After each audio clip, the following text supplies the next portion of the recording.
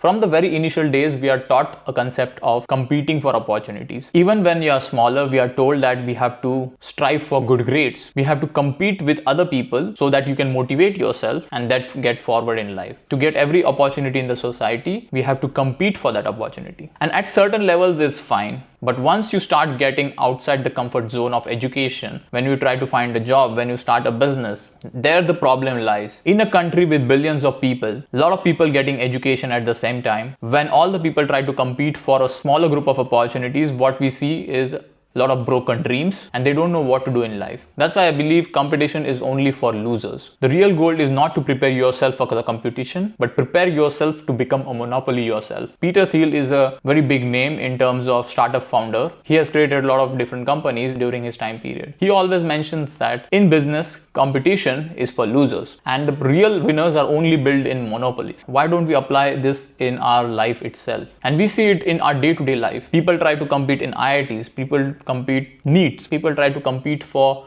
UPSC, MPSC. Even if lakhs and lakhs of people compete, 99% of people will not be able to get in. This is a stage made for only 1% of very smart, very highly intellectual people, which are tested on one framework of testing. This framework of testing doesn't apply for a lot of people because people are dynamic.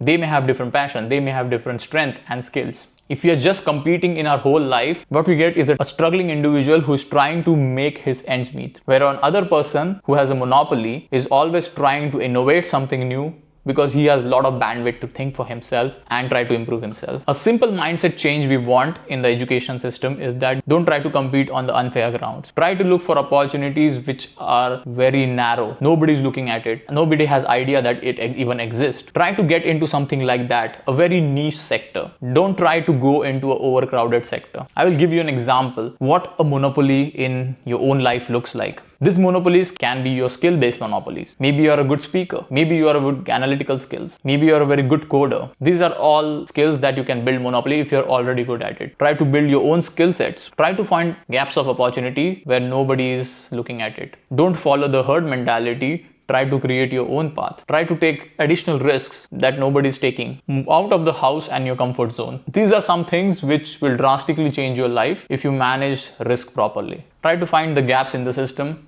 explore it, try to build skill around you and become a monopoly yourself. See you next time.